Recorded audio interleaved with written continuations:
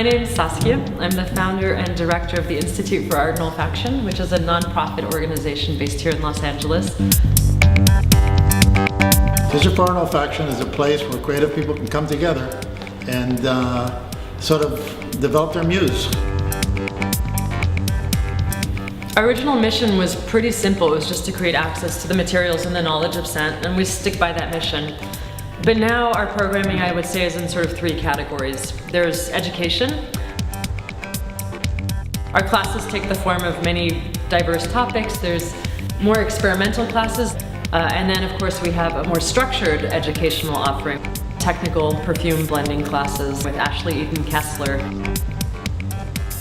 Our second programming arm is what I best describe as experimental practices. Often we do them in partnership with institutions here in LA and also abroad. These tend to be pretty open-ended explorations of a topic that maybe interests us or interests an artist that we want to support.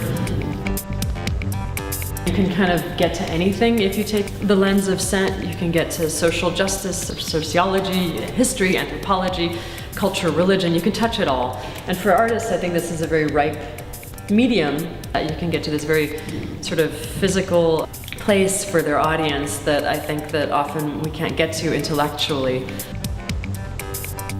Our third programming vertical is what I sort of call our advocacy and community arm.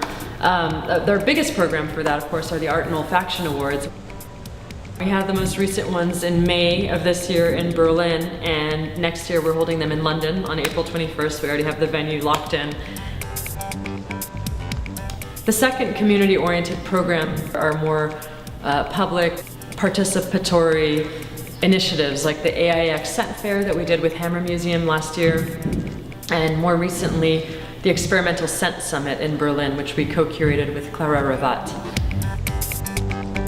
And then the third programming arm is really our everyday nuts and bolts at the Institute. So open sessions where it's an egalitarian, non-hierarchical, experimental space to play with scent. And then, just our general support of independent practitioners through our Artist in Residence program, or through our Perfumer in Residence program, or through just drop-in advice giving and moral support and coffee providing and cigarette smoking, everyday living. And that's really the core of what we do on a daily basis, is that kind of stuff. We engage with people who want to engage with the materials.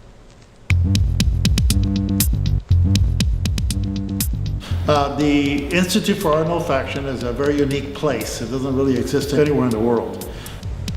It's also the kind of organization breaking new ground in the way it's running itself.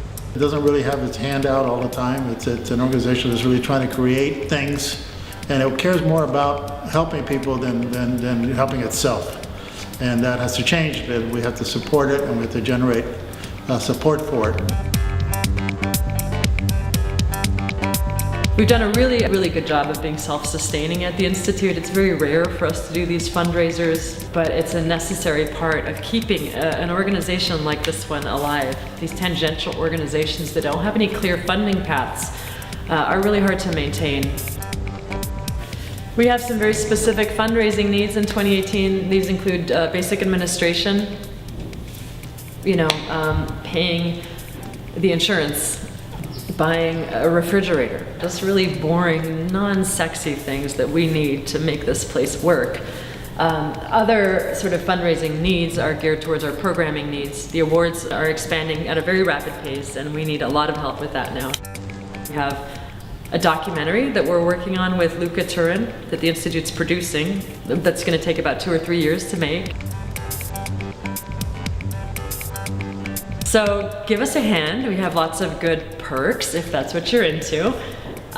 We have a lot of generous friends who've donated stuff, and if there's something that you want that you don't see here, email me. I'll be happy to talk to you about it. And mainly, thank you for helping keep an organization like ours in the world. It's an awesome thing, and we try to keep it exciting, and we try to keep it nimble, and we try to explore stuff no one else is exploring through the lens of scent, and for that, we really need our community behind us. So thank you, and I'll see you hopefully in Chinatown at the Institute soon.